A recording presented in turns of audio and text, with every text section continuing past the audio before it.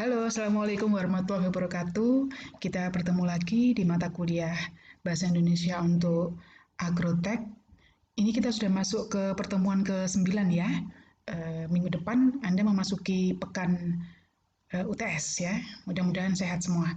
Baik, hari ini kita akan mendiskusikan tentang eh, materi ke-9 yang terkait dengan perencanaan penulisan karya ilmiah.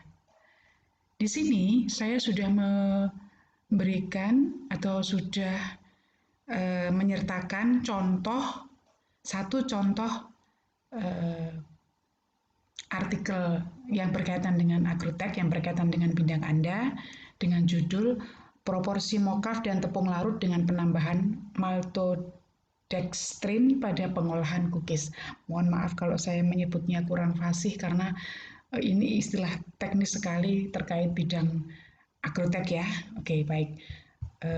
Berikutnya, mari kita lihat ini judulnya dan kemudian Anda bisa lihat standar ya, ini abstraknya. Abstraknya kebetulan berbahasa Inggris. Saya juga tidak tahu ini kapan kemudian bahasa Indonesia betul-betul menjadi tuan rumah di negeri sendiri. Padahal ini penelitian yang dilakukan di dalam negeri, tapi kemudian saat diunggah di jurnal, kita harus terpaksa menggunakan bahasa Inggris. Ya sudah, lupakan saja sementara. Mari kita bahas yang berikutnya. Anda bisa lihat teknik penulisannya ya, nanti bisa dipelajari sendiri karena bisa dibaca dengan mudah. Yang ingin saya tekankan adalah bagaimana cara kita berargumentasi, bagaimana cara kita mengartikulasikan, dan bagaimana cara kita mendeskripsikan latar belakang apa yang membuat Anda melakukan penelitian tersebut. Mari kita lihat di paragraf pertama, Anda bisa lihat, Anda bisa baca. Ya. Nah, kemudian di paragraf pertama ada pendahuluan ya. Ini dimulai dengan kalimat bahwa cookies adalah kue kering yang rasanya manis terbuat dari tepung terigu, lemak, gula halus, dan telur yang dicampur menjadi satu. Apalagi ini silang Lebaran ya, di rumah Anda pasti sudah membaui atau tercium aroma-aroma panggangan cookies gitu ya. Oke, selama ini cookies itu selalu dibuat dari tepung terigu. Lah, kemudian penulis dari artikel ini ingin agar terigu bisa disubstitusi ke tepung lain yang kemudian banyak melimpah yang banyak kita hasilkan. Salah satunya adalah tepung mokaf atau modified cassava flour, yaitu tepung singkong termodifikasi melalui proses fermentasi oleh bakteri asam laktat dan seterusnya dan seterusnya.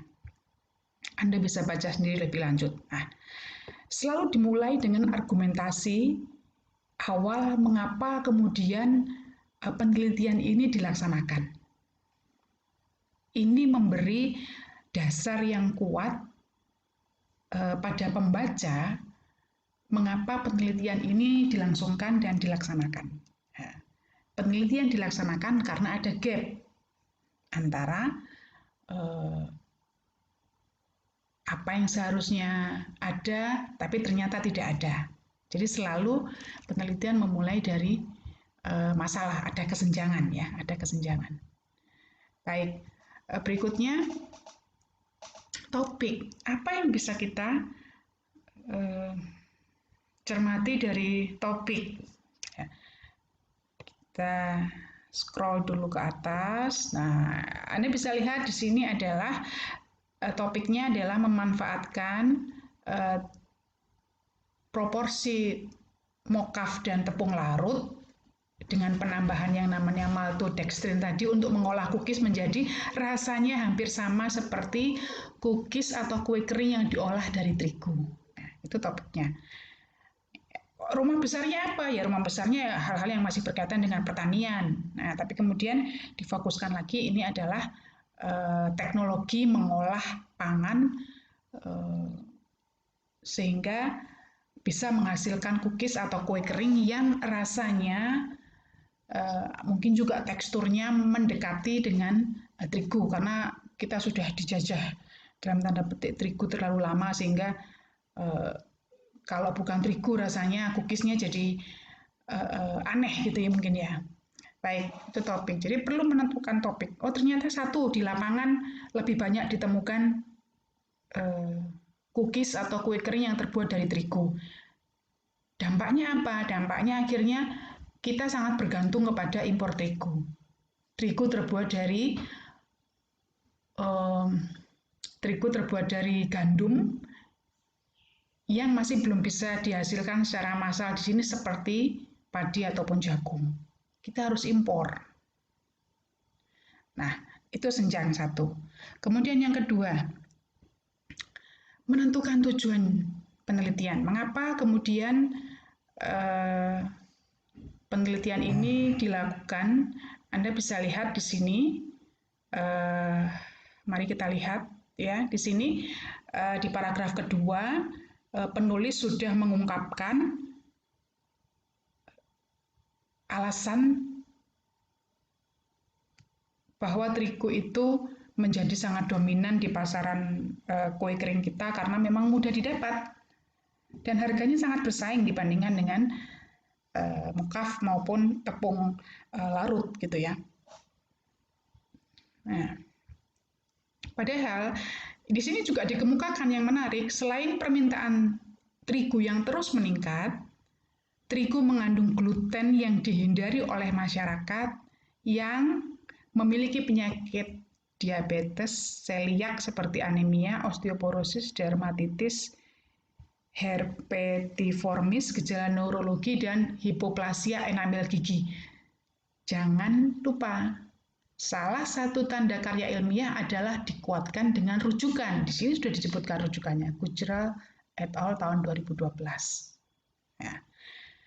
Kedua, peneliti sudah menyampaikan kesenjangan berikutnya bahwa ternyata semakin tinggi permintaan terigu juga mengakibatkan prevalensi sakit atau penyakit degeneratif seperti diabetes dan seterusnya itu semakin tinggi, termasuk anak-anak yang berkebutuhan khusus, mohon maaf seperti anak-anak autis, anak-anak yang memiliki kelemahan mengontrol motorik halus maupun motorik kasarnya itu rata-rata intoleran terhadap terigu dan turunannya. Nah, jadi pasarnya ada. Nah, sudah disampaikan oleh penulis gitu ya. Itu cara untuk menentukan topiknya. Terus kemudian yang ketiga disebutkan juga, kemudian penulis menyampaikan bahwa ada yang namanya mokaf atau modified cassava flour, yaitu tepung singkong yang termodifikasi melalui proses fermentasi oleh bakteri, laktat, dan seterusnya. Ini sangat teknis dengan agroteknologi ya. Ya, di sini juga disebutkan juga mokaf tidak memiliki kandungan gluten karena cookies mokaf tidak dapat mengembang. Nah, jadi ditunjukkan juga kelebihan dan kelemahan dari cookies yang dibuat dari mokaf. Nah, kemudian masuk kepada masalah yang kemudian diangkat yaitu penambahan maltodextrin yang merupakan produk hasil hidrolisis pati yang tidak sempurna dan seterusnya dan seterusnya. Nah, di latar belakang Anda bisa mengidentifikasi ada 3 hal yang disampaikan oleh penulis terkait dengan mengapa masalah ini diangkat. Tujuannya apa? Untuk mengurangi ketergantungan masyarakat terhadap terigu, satu. Yang kedua, untuk memberi alternatif bahan pangan non terigu yang bisa dikonsumsi oleh masyarakat yang memiliki intoleransi terhadap terigu dan turunannya. Karena terbukti terigu menyebabkan beberapa penyakit yang sudah dituliskan di sini gitu ya. Ini osteoporosis dan seterusnya. Dan yang ketiga, disebutkan juga bahwa ternyata kita memiliki tepung yang namanya mokaf yang meskipun dia tidak bisa mengembang seperti terigu, cookiesnya kalau yang terbuat dari mokaf, tapi dia tetap lebih sehat ketika dikonsumsi orang dengan kebutuhan khusus atau anak-anak yang berkebutuhan khusus. Nah, sampai di sini Anda bisa melihat apa yang seharusnya disampaikan di pendahuluan. di latar belakang ya. Silakan nanti dicatat-catat sendiri karena yang lebih tahu kebutuhan Anda adalah Anda ya. Itu tesisnya jelas. Tesisnya apa? Bahwa ada yang namanya tepung mokaf yang kemudian diberi perlakuan khusus atau diberi tambahan khusus yang namanya maltodextrin untuk bisa membuat cookies menjadi lebih mirip seperti cookies yang dibuat dari terigu. Nah, setelah itu Anda bisa menyusun kerangka penelitiannya. Sebenarnya kalau yang namanya artikel ilmiah itu kan standar saja, ada pendahuluan. Kalau itu hasil penelitian ya, ada pendahuluan, terus ada metode penelitian. Ada juga sebelum metode penelitian itu yang meminta kajian pustaka. Nah, kalau kemudian itu gaya selingkung yang Anda ikuti tidak menyebutkan kajian pustaka, maka kajian pustakanya bisa masuk ke pendahuluan.